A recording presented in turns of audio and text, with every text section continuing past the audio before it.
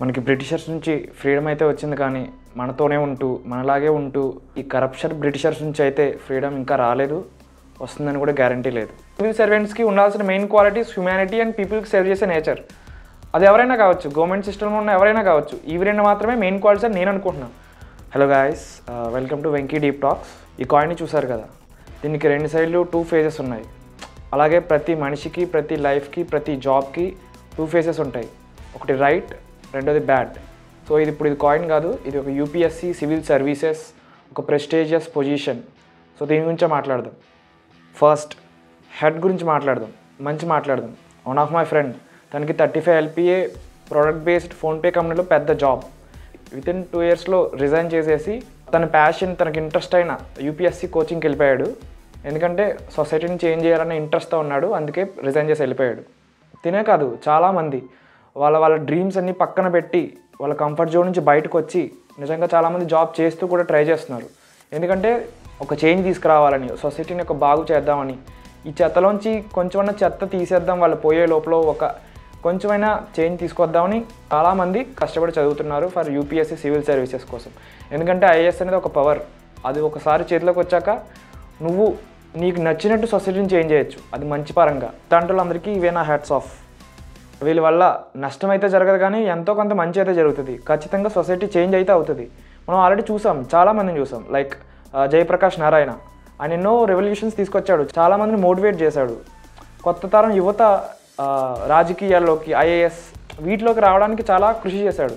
So ఆయన even though రాజకీయ party పెట్టి కూడా చాలా ట్రై చేశాడు. బట్ పొలిటీషియన్స్ తెలిసిందే కదా, వాళ్ళని అసలు ఎదగనివ్వరు. సో వీళ్ళ వల్ల ఖచ్చితంగా మంచి అయితే జరుగుతుంది. ఎందుకంటే ఖచ్చితంగా వీళ్ళంతా సిస్టమ్ నుంచి బయటకు వచ్చి పీపుల్కి సేవ్ చేద్దామన్న ఉద్దేశంతోనే ఉంటారు. అందుకే ఈ ఫీల్డ్కి వచ్చారు. అందుకే కదా మా ఫ్రెండ్ కూడా 35 lakhs జాబ్ను వదిలేసి ఆ ఫీల్డ్కి వెళ్ళాడు. వన్స్ వీళ్ళు ఆ పొజిషన్లోకి వెళ్ళాక సిస్టమ్ నుంచి బయటకు అయితే వచ్చి చాలా చేస్తారు. ఎందుకంటే సిస్టమ్ నుంచి బయటకు రావడం, అండర్ ద సిస్టంలో ఉన్నప్పుడు ఖచ్చితంగా ఎవరు ఏం చేయలేరు. ఎందుకంటే political party pressures and government under పాలసీస్లో ఉంటారు. సో ఖచ్చితంగా వీళ్ళు చేయాలనుకునేది సిస్టమ్ నుంచి బయటకు వచ్చానే చేస్తారు. అది చిన్న మార్పు అయినా పెద్ద మార్పు అయినా.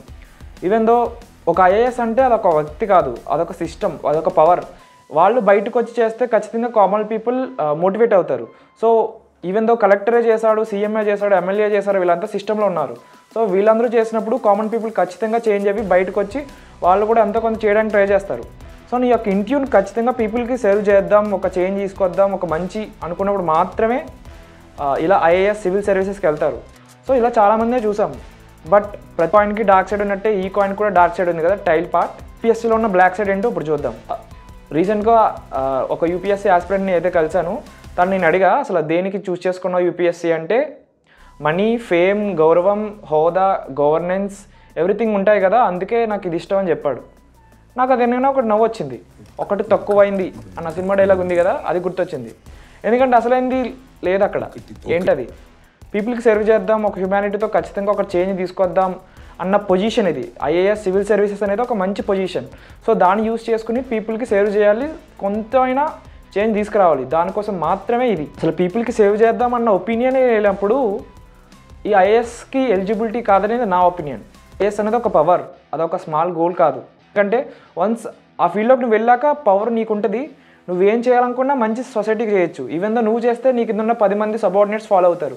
సో ఏం చేయాలన్నా నువ్వు అండర్ పవర్లో ఉన్నప్పుడు ఖచ్చితంగా చేయొచ్చు. ఎందుకంటే ఇప్పుడు నార్మల్ పీపుల్కి చాలా ఉంటుంది, చాలా చేంజ్ చేయాలని, బట్ వాళ్ళు అలా అవ్వదు. బట్ నువ్వు సిస్టంలో ఉన్నప్పుడు నువ్వు ఏదైనా చేయొచ్చు. ఏదైనా అంటే మంచి మాత్రమే. నీ ఇంట్యూన్ మంచిగా ఉన్నప్పుడు నువ్వు ఖచ్చితంగా చేస్తావు. సో సొసైటీని చేంజ్ చేయాలంటే ఒక గొప్ప వెపన్ ఐఏఎస్.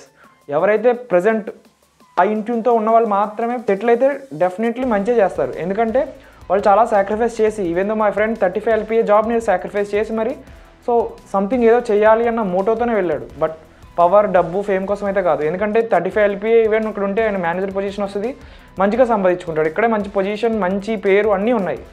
సో అలాంటిది జస్ట్ అది వస్తుందో రాదో గ్యారంటీ కూడా లేదు. బట్ బయట గొప్పగా చెప్పుకోవడానికి దీన్ని ఒక ప్రెస్టేజ్ థింగ్ చేస్తారు. ఐఏఎస్ సివిల్ సర్వీసెస్ని ఒక ప్రెస్టేజ్ థింగ్ చేసేసారు. బయట గొప్పగా చెప్పుకుంటున్నారు, మా అబ్బాయి, మా అమ్మాయి ఐఏఎస్ ప్రిపేర్ అవుతుంది, సో అది ఇది అని. ఈవెన్ దో వాళ్ళు ట్రై చేసినా చేయకపోయినా పేరెంట్స్ ఇక్కడ చెప్పుకుంటున్నారు. ఈవెన్ సొసైటీకి సేవ చేద్దాం, సర్వ్ చేద్దాం, ఈ చెత్తలోంచి కొంచెం మార్పు తీసుకొద్దాం, ఎందుకంటే సొసైటీ ఆల్రెడీ కరప్ట్ అయిపోయింది. సో దీన్ని చేంజ్ చేద్దామన్న మోటోతో ఉన్న వాళ్ళు మాత్రమే ఐఏఎస్కి ఎలిజిబుల్. బట్ అది వదిలేసి జనాలు వచ్చేసి చాలా ప్రెస్టేజియస్గా ఈవెన్ ఒక ఐఏఎస్ అయితే ఒక పేరు గొప్ప, ఈవెన్ పేరెంట్స్ కూడా అలాగే థింక్ చేస్తున్నారు. సో ఇది ఖచ్చితంగా మారాలి. అసలు ఒక హ్యుమానిటీతో పీపుల్కి సేవ్ చేద్దాం, ఒక చేంజ్ తీసుకొద్దాం, పీపుల్ని మోటివేట్ చేద్దాం, వాళ్ళ లైఫ్ని చేంజ్ చేద్దామన్న మోటోతో కాకుండా ఎవరైతే మనీ కోసం మాత్రమే ఈ ఫీల్డ్లోకి వచ్చారో, once even though they have selected, definitely వాళ్ళైతే వస్తారు. ఎందుకంటే వాళ్ళు కూడా కష్టపడి చదువుతారు, అన్నీ క్లియర్ చేస్తారు. బట్ వాళ్ళకు ఉండాల్సిన మోటోయే కరెక్ట్గా లేదు. సో వాళ్ళు ఫీల్డ్లోకి వచ్చాక ఏం చేస్తారు? మేబీ కరప్షన్, ఎస్ అవును, అందరినీ అనట్లేదు. బట్ కొంతమంది మనం రీసెంట్గానే చూసాం, ఇక్కడ ఫోటోలో కనిపిస్తున్న ఆయన, he's in 2019 topper, but corruption చేస్తూ దొరికిపోయాడు. అవును, ఇలాగే ఉంటుంది. ఎందుకంటే నీ మోటో కరెక్ట్గా లేనప్పుడు, నీ ఇంట్యూన్ కరెక్ట్గా లేనప్పుడు, నువ్వు మనీ కోసం మాత్రమే వచ్చినప్పుడు, రేపొద్దున్న ఆపర్చునిటీ వచ్చినప్పుడు ఖచ్చితంగా నువ్వు మనీని సంపాదించుకోవడానికి ట్రై చేస్తావు. Even not only IAS, CM, PM, MLA, MP ఎవరైతే ఉన్నారో వీళ్ళంతా, సో వీళ్ళంతా సిస్టంలో ఉన్నారు. ఖచ్చితంగా మంచి చేయాలి, మంచి చేసే ఉద్దేశం ఉన్నప్పుడు మాత్రమే రావాలి. బట్ నోడేస్ ఇవన్నీ ప్రెస్టేజ్ థింగ్స్ అయిపోయాయి. డబ్బు సంపాదించుకుంటాం, గౌరవం, ఫేమ్ కోసం మాత్రమే వస్తున్నారు. సో ఇలా అయితే ఇండియా ఎప్పటికీ బాగుపడదు. సో వీళ్ళు సిస్టంలోకి వచ్చాక ఏం చేస్తారు? కరప్షనే వేస్తారు. సో అందుకే వీళ్ళందరినీ కరప్టెడ్ బ్రిటిషర్స్ అనడంలో తప్పేమీ లేదు. ఎందుకంటే బ్రిటిషర్స్ మన ఇండియాని 200 years పాలించి ఇక్కడ ఉన్నదంతా దోచుకుని ఎప్పుడో వెళ్ళిపోయారు. ఫ్రీడమ్ అయితే వచ్చింది ఇప్పుడు.